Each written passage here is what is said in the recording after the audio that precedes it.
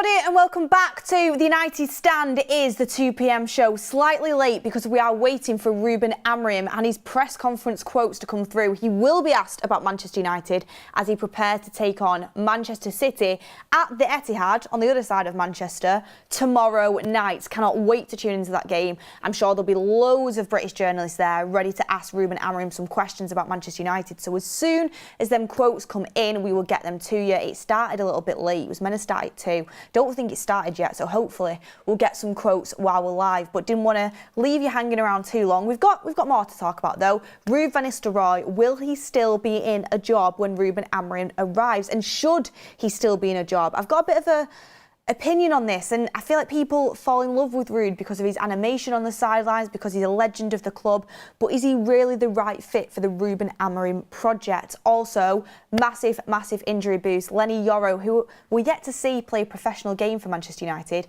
could potentially be in Ruben Amorim's squad for his first game against Ipswich. New era, Leny Yoro ready to come back into the Manchester United squad and kickstart his Manchester United career. But welcome everybody to the chat. Get all your comments in. Any comments, any questions, make sure you get your super chats in. Hit a like on the video. I'm in a bit more of a positive mood after yesterday. I was really frustrated with our performance. I think it finally hit me. Do you know when something hits you, when it sinks in, and you've been denying it for so long, but you've known it? It hit me yesterday that, this squad is nowhere near as good as it needs to be. And Ruben Amorim has got a very big uphill battle to climb, and people can say it's only a draw. Chelsea are a good side. A draw against Chelsea at Old Trafford, it's a lot better than the Spurs and the Liverpool result. Yeah, but just seeing us play yesterday, it made me realise, because Erik ten Hag's gone, there should be a boost. There should be players, putting themselves at the forefront of Ruben Amorim's plans, because they'll have known he was watching that game. And I just don't think a lot of this squad are good enough. I'm going to just talk about that as well. And Ruben Amorim has got to be allowed to bring his own players in. I think we've got to spend money in January if it's there to spend. It's going to be an uphill battle, and I think people will be expecting a lot from him straight away, and we've got to have patience. But let's get into some positive news, and that is Leny Yoro. So Leny Yoro is expected to return to the Manchester United squad against Ipswich Town on November the 24th, which is Ruben Amorim's first game. What do you make of that? And now, a lot of people will be like, oh, it's a coincidence he's back for Ruben Amorim's first game. It is a coincidence, but it's not there's nothing untoward about that. Leny Yoro has been training really hard. He's been training really hard to get back from injury. He's done a lot of individual training, and you could see, as soon as he got injured, he was absolutely gutted and has been doing everything he can to get back as quick as he can. The fact that he's probably going to be back before Luke Shaw is absolutely mind-blowing, considering the state of the injury that Leny Yoro had. He had a horrible injury in the pre-season. We're all absolutely gutted to see him go off injured, and I think he was gutted as well. And then we found out I know he was gutted, and then we found out how serious it was. It was really frustrating. He's a new signing. We paid a lot of money for him. Everyone was very hyped up about him. And then we've not even been able to see him play any Premier League football, Europa League football, any professional football for Manchester United. So to have him back is an absolutely huge boost, especially considering Amorim is going to be in town. The new manager, he's going to be looking for his 3 centre-backs to be starting centre-backs in his system, his 3-4-3. We're going to need centre-backs available. We're going to need centre-backs available to play for Ruben Amorim. Leny Yoro, a lot of Man United fans without even seeing him play in the Premier League are pinning their hopes on Leny Yoro to be one of them 3 starting centre-backs. And I'm one of them. I think Leny Yoro will be one of the starting centre-backs once he gets adapted to the Premier League and he gets first-team football under his belt. I do think he will quickly become one of the starting 3 centre-backs for Manchester United. You don't pay that much money for an 18-year-old for nothing. He is a quality player. Real Madrid wanted him. He's a generational talent. A lot of people, stepped back in the transfer window and thought, wow, when Ineos managed to get that player over the line. So super excited for him to be back. Don't think he'll obviously start against Ipswich, but to have him back in the squad and available, hopefully he can stay injury-free. It's a huge boost. Would you put him in your starting 3 at the back when Amorim implements his new system? Let me know.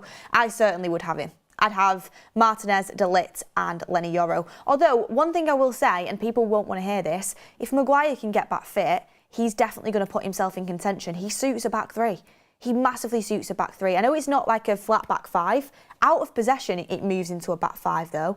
It's whether Maguire has the pace to be able to press the way Ruben Amorim wants his three centre-backs to do. But he could be someone that ends up making his way into Amorim's plans. I would not be surprised about that one bit. So get in the comments down below your thoughts. Lovely little boost from Leny Yoro. Now, what's the other boost, you might ask me? It's not the chocolate bar, although Boost is a legendary chocolate bar. We should have Boost in the back of our video. The amount of times we've got a thumbnail with Boost on it, injury boost, this boost, Ten Hag boost. Not anymore, we don't have Ten Hag boost anymore, but we have a Ruud Van Nistelrooy boost. And Mark spoke about it a little bit on the 10 AM show, but I just kind of want to go over it and get your opinions, get my opinions across on this and have my say. And it was the Manchester United players want Ruud Van Nistelrooy to remain at the club when Ruben Amorim takes charge as their connector, appreciating the way he has communicated with them. Well, on this, I mean, it's a boost for Ruud Van Nistelrooy because obviously that coming out is, people are going to take note of that, people are going to look at that and see that as a reason to keep him in the club. But the title of this video is Amorim Must Do This. And what Amorim must do is do what he thinks is best for Manchester United and do what he thinks is going to make him the most successful manager he could possibly be at Manchester United. Will Ruud Van Nistelrooy work in that setup? Because Ruben Amorim wants to bring in his own backroom staff. He wants to bring in his own assistant manager. He's spoken before about how important his team are. They've been with him. Since he basically started as a manager, his team have been together. He made it very, very clear to Ineos that his backroom staff have to go with him. Even though that's not been completely concluded yet, his backroom staff will be coming with him. Where is Ruud Van Nistelrooy's role? That's the question, because for me, are we just keeping him around for the sake of it because he's a club legend and because we all love his personality, because he's animated on the sidelines? Or are we keeping him around because he's going to work well with Amorim, he has the same vision as Amorim and Amorim wants him to be there? Amorim must come into Manchester United and must be allowed, without any pressure, to be able to say whether he wants to work with Ruud Van Nistelrooy or not. And if he doesn't, then Ruud Van Nistelrooy should leave the club. As much as I don't want to say that should happen. I've been thinking about this and we're so sentimental as a fan base. And don't get me wrong, I've absolutely loved having Ruud on the sidelines. I was over the moon for him when he got that win against Leicester. The Chelsea game, you know, we didn't have much of a squad to pick from, to be fair. I thought it was, leaving Garnacho on for 90 minutes was I wouldn't have done that personally. I would have made different substitutions, but I loved his animation on the sidelines. He is a club legend. Like, you know, people think if you say you don't want Ruud to stay, it means, you know, you don't respect him as a club legend. Of course I respect him as a club legend. But the fact of the matter is, based on what we've seen for the last 2 games of Ruud in charge, I know you can't really do anything within the space of a week, it does seem like he has the same vision as Ten Hag and he reads football the same way as Erik Ten Hag. And that would make sense. Erik Ten Hag phoned him up, brought him into the project. Erik Ten Hag was the reason that Ruud Van Nistelrooy came and took the Manchester United assistant manager job. Erik Ten Hag was the reason. Ruud Van Nistelrooy said, you know, he could see his love and his passion for Manchester United. They spoke about it. They were a team. Of course, Ruud Van Nistelrooy also wanted to get Manchester United back to the top and he still wants to stay. He's made that very clear in the media. But Erik Ten Hag was a big factor. And the reason being is because you would expect that they did share the same football philosophy. They did, you know, want to play the same way at Manchester United. They probably disagreed on a few things, but overall they will have had the same vision. You've been able to see that by Ruud Van Nistelrooy's starting lineups, and you've been able to see that with the way that we've played. Okay, yeah, we're probably a little bit more compact yesterday than we usually are under Erik Ten Hag. That's a little bit of a difference. But the players that he's starting, bar Eriksen, but he's injured, so if Eriksen was available, he probably would have been in the team as well. We don't actually know. See if he gets back fit while Ruud's still in charge. It seems like he's thinking the same way as Erik Ten Hag did, with minor changes. And if that is the case, then he shouldn't be staying just because it's Ruud Van Nistelrooy. He has to share the same, want to get on board with, well, he said he wants to get on board with the Amorim project, but what I'm trying to say is he's got to work with Amorim. They've got to share the same vision for Manchester United and for this team, and whether he can do that, I mean, that's a question that Amorim will have to sit down and speak to him. But a lot of people are pushing Ruud has to stay because of how good he is at speaking to the players and because of his personality. Ultimately, it should be down to the new manager, and we shouldn't just be keeping him around because he is Ruud van Nistelrooy. He has to be kept around because Ruben Amorim thinks he has to be part of my coaching team. I want that guy part of my coaching team. He thinks the same way as I do. He can bring out the best in this element, and he's going to be an extra addition to the staff I'm already bringing in. If he doesn't do that and Ruben Amorim feels like he just has to, keep him there because of his history with the club, that isn't the right decision. So let's see what happens.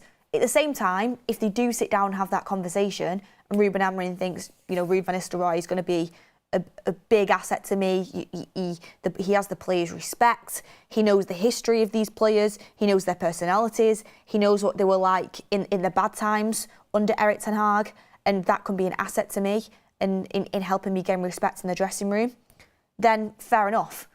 But it's got to be on Ruben Amorim's terms. He's the new first team manager. But it's going to be very, very, well, head coach actually, not manager, head coach. That's the new term that Ineos want to call it.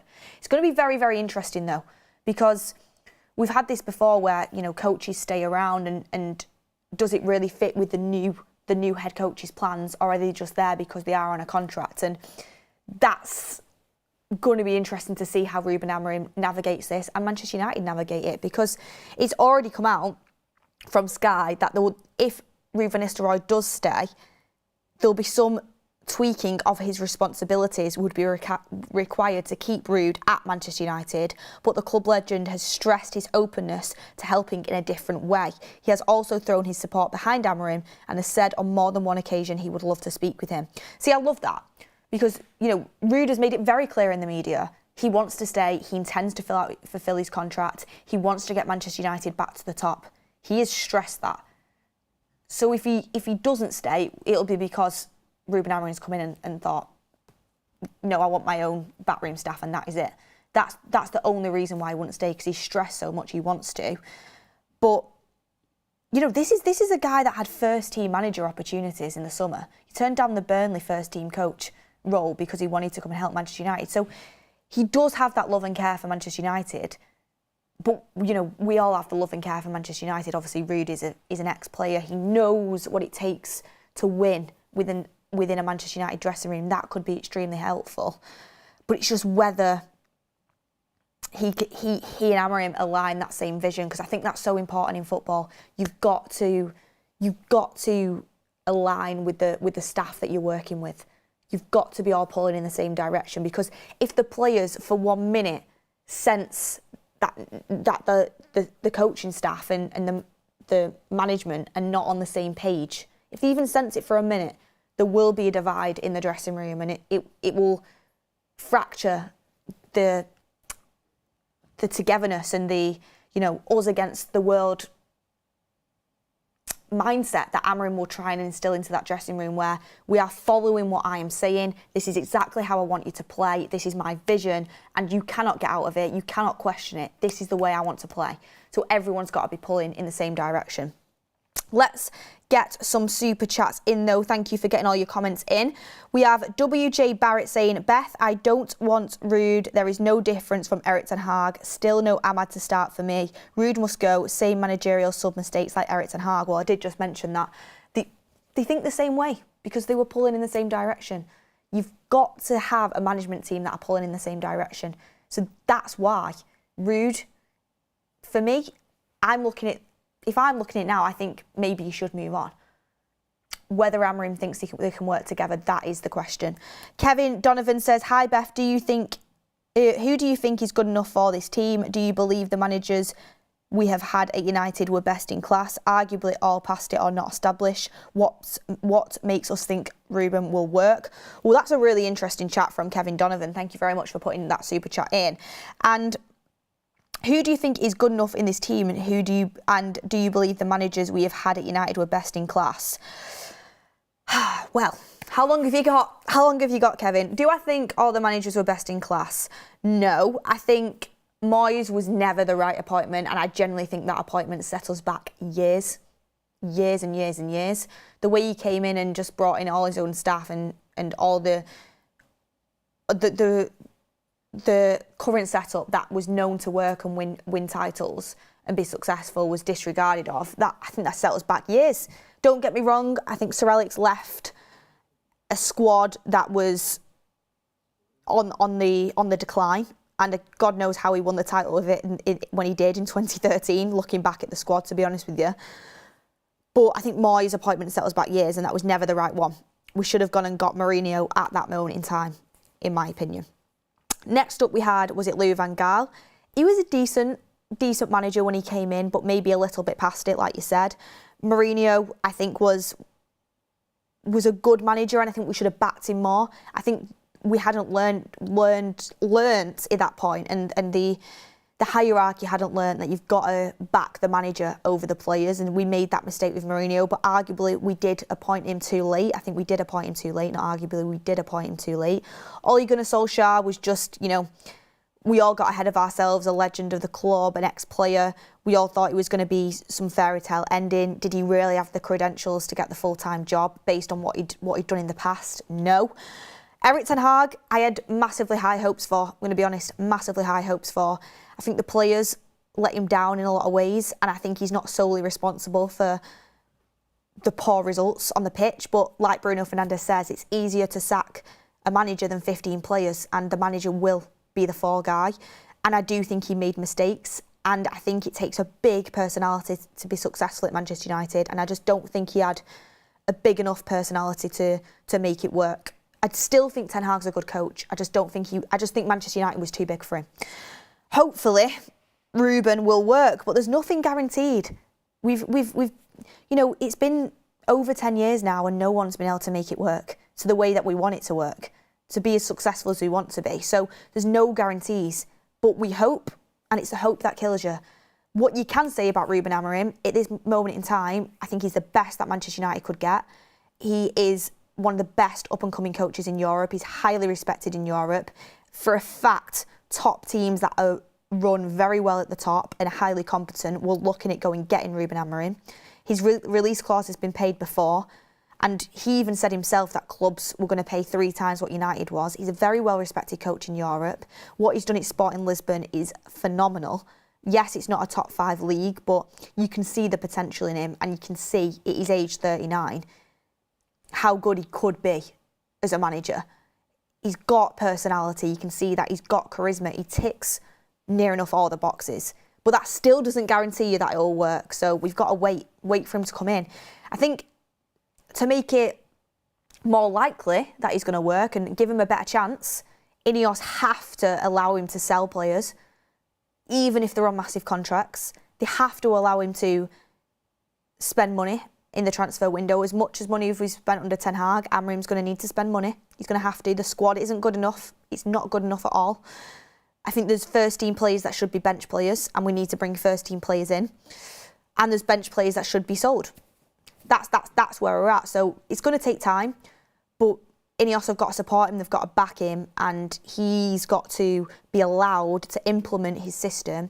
And anyone who's not willing to do the work, who Amorim doesn't think is good enough, who he doesn't think is going to fit his system, doesn't matter if they're on 300 grand a week or 30 grand a week, should be allowed to change that and move players on if they're not going to suit it, and bring players in, even if that position is filled by a player that is one of the senior players on how many £1,000 a week. If he doesn't think he suits that system and he wants to bring someone in for that position, that should be allowed. So Ineos have got to back him, they've got to support him.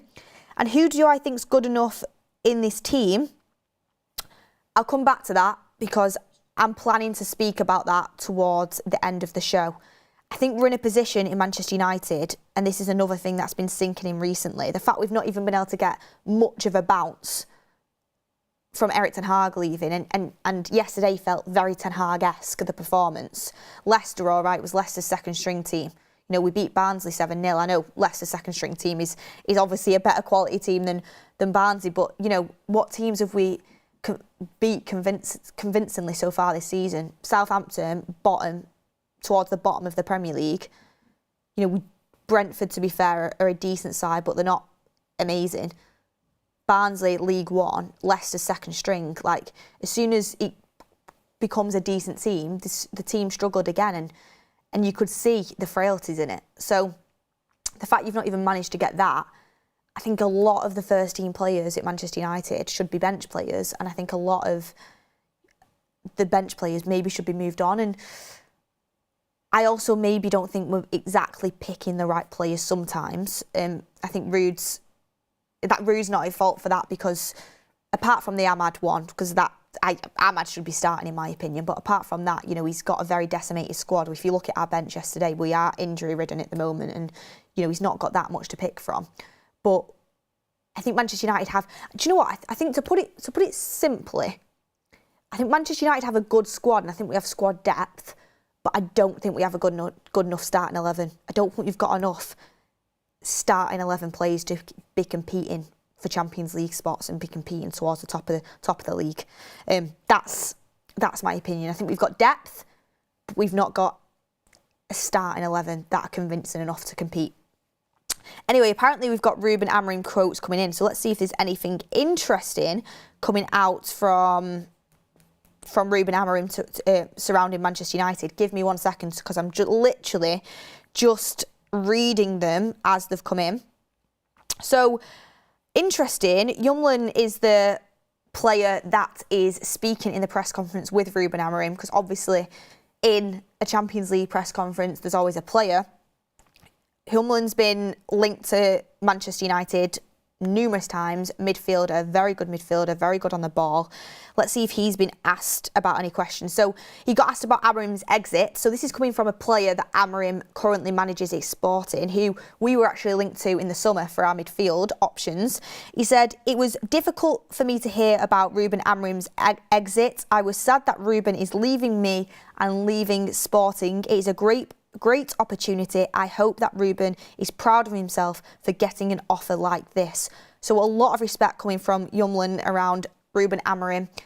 I mean, I know a lot of the comments already will be like, come and join him, because we could do with a midfielder like that, but you can see the respect there from the player to the manager. That's always good to see, because Ruben Amorim's going to have to gain that respect in the dressing room from the players. And people say he shouldn't have to gain respect. He's the new manager. They should automatically respect him. To be a successful manager, you have to have the respect of your players to get them to play for you. So that's a positive. Let me see in anything else that is coming out. Okay, he got asked about who is a better player, Gyökeres or Haaland, and he said, who is the best player, Gyökeres, because he plays at Sporting. I mean, get in the comments who's better, Gyökeres or Haaland.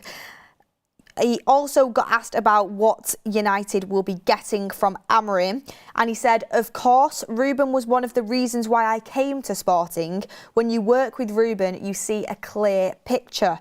That was important when I joined Sporting. First, to understand how he plays, the way that he manages the team inside and outside of the pitch as well is not like anything I have seen in my short career. I think Manchester United are in good hands with Ruben." So very, very complimentary of his manager, saying he joined because of him.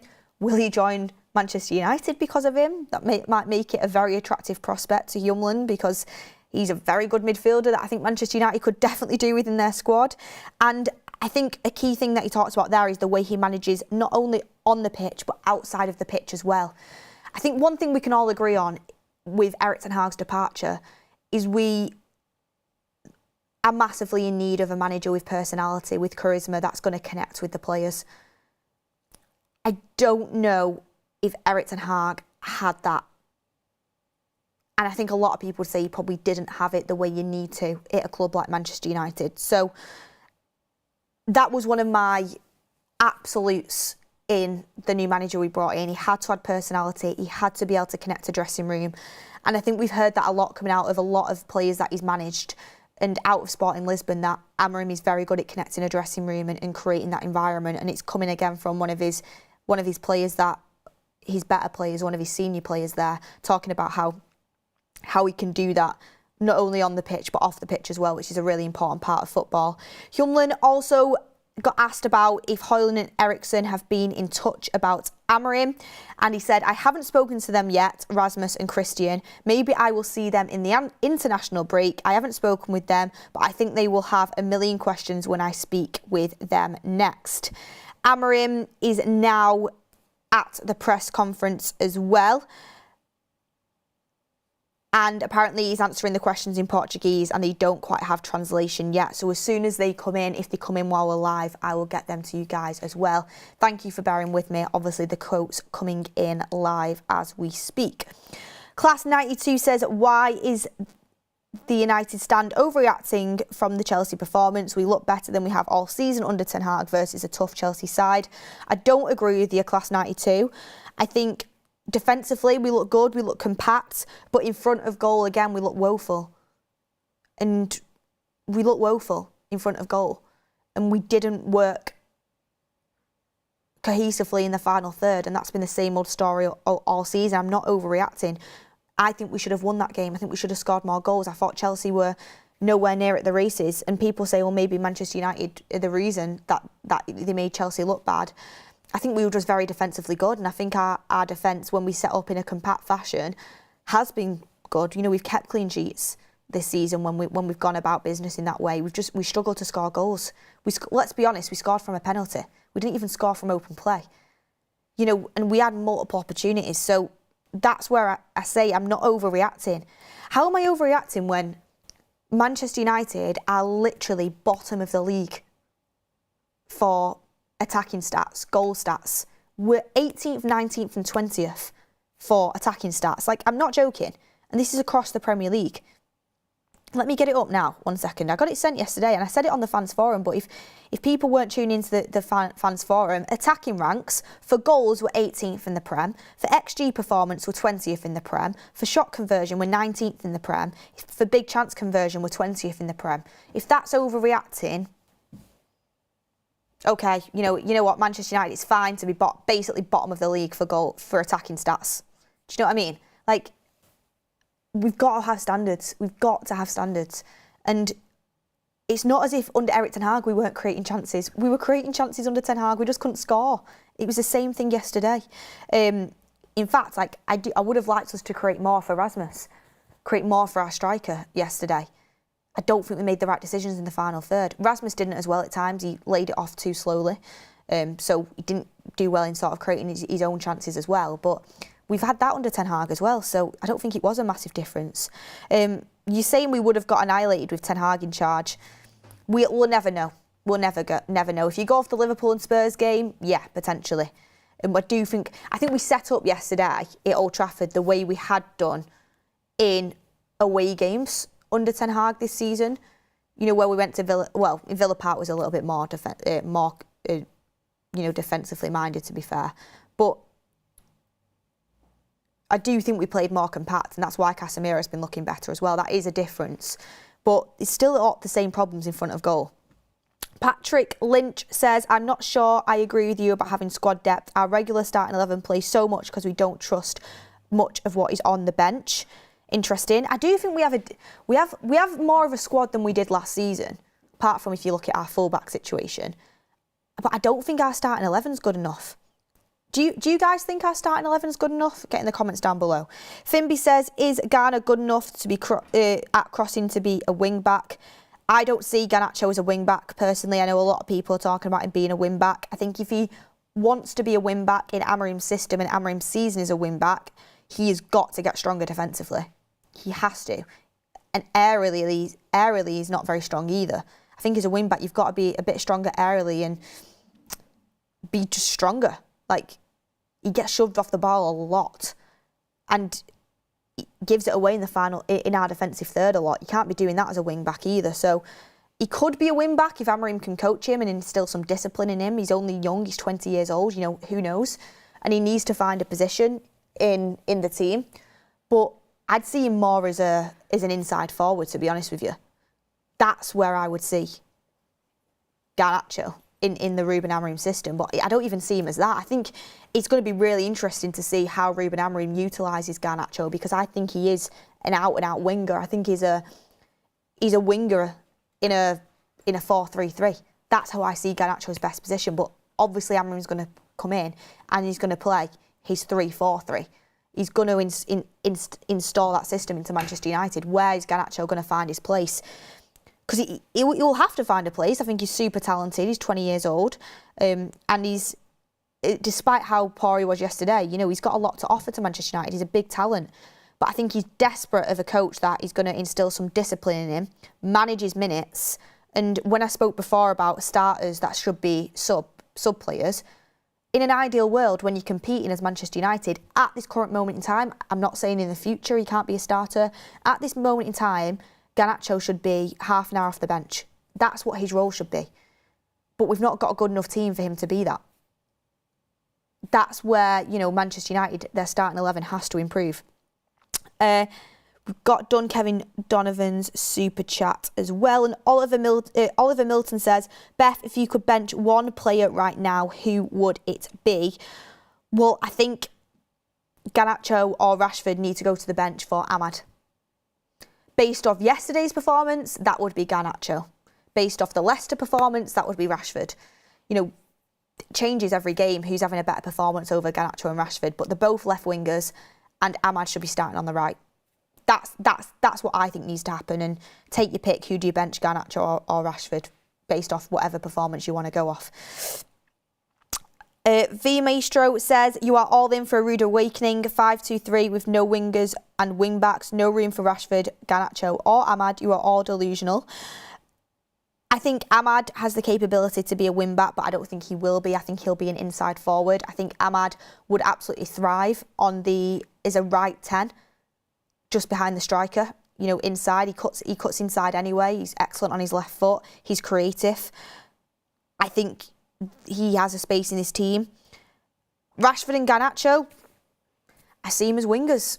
Like you said, I don't see a spot for them in the team as of now, unless they play as the left inside forward. But I see that as Bruno Fernandes's position in this new setup.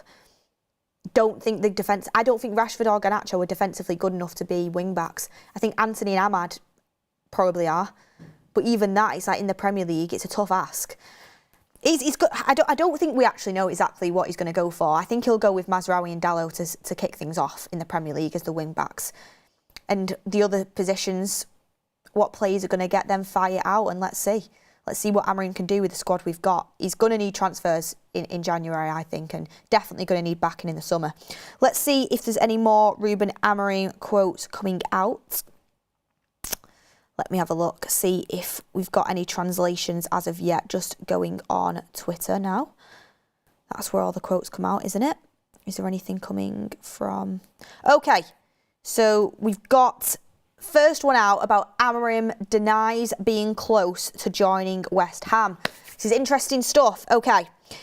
Amorim denies being close to joining West Ham. He says, I went to England. I didn't go to negotiate. I went to meet the owner. I had made my decision. If you think I already wanted to leave last year, there is nothing I can do about that. So Ruben Amorim saying, didn't want to leave. He went in person to meet West Ham's owner to say that he made his decision to stay at Sporting Lisbon. That is what he's coming out and saying. So everybody who, as soon as Manchester United actually gets a manager in, that everyone was waxing lyrical about Ruben Amorim. Oh, he's going to be Manchester City's next coach. Oh, Liverpool, you know, we're interested in him in the summer. Everyone was waxing lyrical about him. And as soon as Manchester United went for him, oh, well, West Ham rejected him in the summer. West Ham reject. Well, Ruben Amorim has just cleared up in himself and said that he didn't go to negotiate with West Ham. He went to say he made his decision to meet the owner and tell him the decision. He wasn't going to be the West Ham manager. So everyone who wants to, you know, get on the bandwagon of just hating on something Manchester United have done, it's come from the guy himself, Ruben Amorim, and we know how honest he's been in press conferences. And he basically said at the end, you know, if you think differently, then fair enough. There's nothing I can really do to stop you from thinking that. Also, I'm just looking here. Ruben Amorim, in the meeting where I said I wanted to leave, Federico Veranda said I could renew and that if I changed my mind, we could talk. Okay, so basically, Ruben Amorim is there saying, I think this is in reference to the summer, but I'd have to confirm it, where he was linked to multiple jobs. He says, in a meeting where I said I wanted to leave, Federico Varandas said I could renew and that if I changed my mind, we could then talk. So basically saying that Sporting said if you stay on and then another opportunity arises, we can talk and, you know, then you'll be allowed to leave, like he has been for Manchester United with that release clause. Let me see if anything else is coming out. I did want to delay this show so I could get the quotes coming out as they came, because we've been live now for, what is it, about 40 minutes? We can stay live to see if anything good comes out from Amorim, but that's all I can see as of now. Any updates, we will bring them to you. William Shakespeare says, Rude's interview, caring for the players. The players need a good smack of reality. Well, we don't incite violence on this show. They've been told they are not good enough. They have been told they are good enough when they are clearly not. Even though I don't condone violence, I do understand where you're coming from, and it's one of them lines in football where every manager has a different style, and I think every player needs a different style. Some players need an arm around the shoulder, some players need to be told straight. I think we've used the arm around the shoulder technique too much. You see, so many people saying, the manager's got to back the players publicly because they want the players to perform for them, they want them to believe in them. And when Erik ten Hag did call players out, such as, Jadon Sancho, everyone said it was bad management. But the more I think about it, it's like, you're playing for Manchester United. You should be able to take criticism. And people say, well, maybe they do criticise them in private and then publicly they back them, and that's where the good managing comes in. Obviously, I'm not a manager, so I don't know the exact correct style, but I've watched documentaries, I've watched where Roy Keane, David Beckham and Gary Neville, and they've spoken about saying if players or the manager had come out in interviews and said, the players didn't try hard enough today, they didn't do this, they didn't do that, and criticise them, it would get them angry because they would never want to be known as a player that didn't give their all and didn't do everything they could for Manchester United, and it will make them work 10 times harder. I don't think there's anything wrong in a bit of honesty sometimes. I get you have to walk the line, but when Ruben van Nistelrooy did come out and say yesterday, they're a good set of guys, and Roy Keane was basically, saying on TV, and I thought Roy Keane had an absolute masterclass yesterday on Super Sunday. Honestly, I really do. I went back and watched a lot of it. I recorded it at home after I'd done the fans forum. And I think sometimes you need a bit of Roy Keane. You need someone to just say it how it is. You are not good enough. You are nowhere near good enough. You're not running hard enough. You're not making the right decisions. You play for Manchester United. Let's get our head out of the clouds here and call it how it is. This isn't acceptable. Instead of constantly saying, "Oh, it's a good group of guys. Oh, I wouldn't be worried if we weren't creating chances. They will eventually start scoring them." We've not been scoring for over a year. We've not been scoring for over a year. Troubles in front of goal have been going on for way too long. When does it just hit you that maybe we're just not as good as we think we are, and we need to be better? And whether that's better players or better coaching, whatever it is. So a bit of honesty is needed at times as well. Whether you do that publicly or in private, obviously, managers have different ways of they go about things, and I think a lot of people would agree with, when you back your players in public and then in private is where you tell them, and I think I do agree with that the majority of the time. But when it is at the point where you're in the situation like Manchester United are in, sometimes you need a bit of honesty publicly as well. Enzo Maresca's done it. I think it's helped him in a job for Chelsea. He's very honest publicly. That's his style of management. Pep's been honest in the past, one of the best managers that's ever been. Jose Mourinho is one that is honest about his players when things aren't always good enough. He backs them as well, but he can be honest. I think we do need that honesty because I think a lot of Manchester United players that have been underperforming for a long time, I think they have been protected too much. Class 92 says Nacho is overhyped. If he goes to Madrid, it will be to Rayo. Let me have a look. Any other super chats coming in? Ali says, Beth, Amorim doesn't play wing-backs, it's wingers. Yeah, I know that. I've done a lot of research on Amorim. I know exactly how he plays for Sporting, and I know he can play with wingers in them wing-back positions. But is he going to walk in and do that straight away in the Premier League? Hands up, if he does, then fair play. And if it works, then fair play. But the Portuguese league is different to the Premier League. I don't think he's going to walk in and suddenly start playing wingers as wing-backs straight away. I might be wrong. He might have to tweak his system a little bit to fit the Premier League, is what I'm trying to say. Because it is more physical and it is, going to be more difficult, I think, especially defensively with wingers as your wing backs. But if he can make it work, then absolutely fantastic. William Shakespeare says, reads interview, I've done that one. Thank you for all the super chats that are coming in. We really do appreciate it. I'm trying to get back on the live chat, but my laptop is deciding to be super, super slow. Pep versus Amorim tomorrow. Can't wait. Absolutely can't wait. Let me just see if there's any more quotes coming out from Ruben Amorim.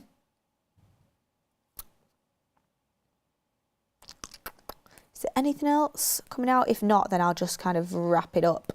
I think that is it from Ruben Amorim. So very little quotes, but basically just about the sporting president saying that if he renewed that and he changed his mind, he could leave, which he has done to United, and also basically dispelling the West Ham rumours, which I'm glad he's spoken and said that, because it was frustrating me that that was the narrative that was going on online as soon as he was linked to Manchester United. And then last but not least, before I wrap it up, if there's any other questions, get them in. I feel like I was talking about something there where I was leading up to a point, but then I got distracted. Yeah, the last thing I really wanted to say, okay, there's the one thing I wrote down before I started, and it's that Ruud is a legend of the club, but Amorim has his own staff. Unless he can find a role for Ruud without disrupting his own situation, then I don't see him staying. That was on the Ruud stuff that I was speaking about earlier. But the last thing I wanted to say in terms of how our team isn't good enough, our starting 11 isn't good enough, I think predominantly I'm looking at the front line. We do not have star power in that front line. At this current moment in time, I've spoken about Garnacho, how he should be coming off the bench. Rashford, I know he's the highest paid player at the club, but the way he's been performing, he should be coming off the bench, unless he can somehow get back to his form where he was in that first season under Ten Hag. But it feels like we're just waiting for forever and a day for that to happen. I think Rashford's been decent this season. I don't think he's been as bad as he has been last season. I think he's been okay, but okay is not good enough for Manchester United. Højlund has been okay, but I think he's been decent in some games. But is he the finished article where he should be starting every game at number 9 for Manchester United? No, he probably should be learning off somebody else. And, you know, Joshua Zirkzee, I don't even really have words at the moment. I don't see any potential in him really at all at this moment in time. It's weird, when he first started at Manchester United, that Crystal Palace game, I saw a lot of potential in him. And he's a very different sort of striker, but he's just looked like not suited to this team or the Premier League at all in recent games. So it's like we need a killer. We need killers in front of goal, and we've not got them. I think Garnacho's young, he can learn. I think there's so much talent there. I don't think he should be starting every game for Manchester United, and definitely shouldn't be playing 90 minutes every game for Manchester United. He should be learning, his minutes should be managed. And I know his stats are good this season and there's talent there, but that's why I'm saying he should be, you know, establishing himself in the first team as a first team starter and somebody who will maybe start a game, but the next 2 games he'll have 20-minute cameos off the bench. I mean, Phil Foden was Player of the Year last year of the whole Premier League. And even for Manchester City, like, he doesn't start every game. I don't think he started numerous games at the start of this season. You know, no player is unbenchable. And whereas Manchester United, you know, we've got players that really, should they be 90-minute starters every single week, that automatically are, because we've not got that star power, we've not got that firepower in front of goal. So, yeah, I think it's going to be interesting what Ruben Amorim can do with Rasmus Højlund. I think Rasmus Højlund's got tons of ability, he's got tons of potential, and if Ruben Amorim can work with him and get him performing anywhere close to what Kikares has at Sporting Lisbon, then that would be fantastic. He's got similar attributes. He's got that pace. He runs the channels well. I think he's improved in his physicality. But I wouldn't be surprised if Ruben Amorim comes in and realises we're going to need investment in that front line soon. And I'm not just talking about the striker position. I'm talking about the wings as well. But look, everyone, thank you for watching. Ryan Lord says, do you think Mount could thrive under Amorim? Yes, I think he could, but he's never fit, so it's just whether he can get himself fit. Højlund has great potential, says Sanwó Duan. Exactly, he does have great potential. Garnacho has amazing potential. I think Ahmad has great potential. I think Rashford has great potential, even though he's 27, because we've seen what he can do in the past. He's just not delivering at all. I don't know what it is. I don't know if he'll ever get back to that place. But we can't just be potential FC. We cannot just be potential FC. We have to be now. We need players that are ready now. And if you aren't ready now to perform on a consistent basis, then you've got to fight to get in that team from the bench. That's how I see it. You know, nobody can tell me we're okay across our front line and, you know, just stick with the players when we're 18th, 19th and 20th for our attacking ranks in the Premier League. We've got to hold our standards higher than that. But look, everyone, thank you for watching. Hit a like on the video. Let me know in the comments, do you think Ruud should stay or do you think Ruud should go? What do you think about what do you think about what I spoke about in terms of our starting 11? Do we need reinvestment? Is it an uphill battle for Ruben Amorim? Get all your comments in down below. Let me know all your thoughts. Thank you for watching, everyone. Hit a like on the video. Subscribe to the channel if you haven't already. I can see people in the comment laughing about my Rashford potential comment. I was saying it in the sense of there is a player in there, whether you can get it back, whether Ruben Amorim can get it back out. If Ruben Amorim can't get it back out, then you've got to cut ties. But anyway, thank you for watching, everyone. I appreciate all of your comments coming in, even the ones where we have a bit of a back and forth. That's what this community is about, as long as it's in a respectful way. Actually, you know what? Sorry, I'm going on and on here. Before I wrap up, I forgot to say at the start of the show, but there's something I really wanted to say, and that was about something I saw last night. Flex, who used to be on the United stand, used to work for the United stand that I know very well, obviously, you know, now does the United View, was doing his post-match content outside Old Trafford yesterday. I seen the clip this morning of a woman coming into his clip and being racist towards Flex. I just wanted to call it out and say it's absolutely disgusting. It should not be tolerated at all in any space. And, you know, we're all part of this footballing community and we completely stand against that. And if they can find out who it is, hopefully, you know, I would have them banned from Old Trafford, honestly. I think it's absolutely disgusting and we should not be tolerating racism in any form. Wanted to put that out there while I was on the channel as well. But look, everyone, thank you for watching. I appreciate you and I'll see you on the next one.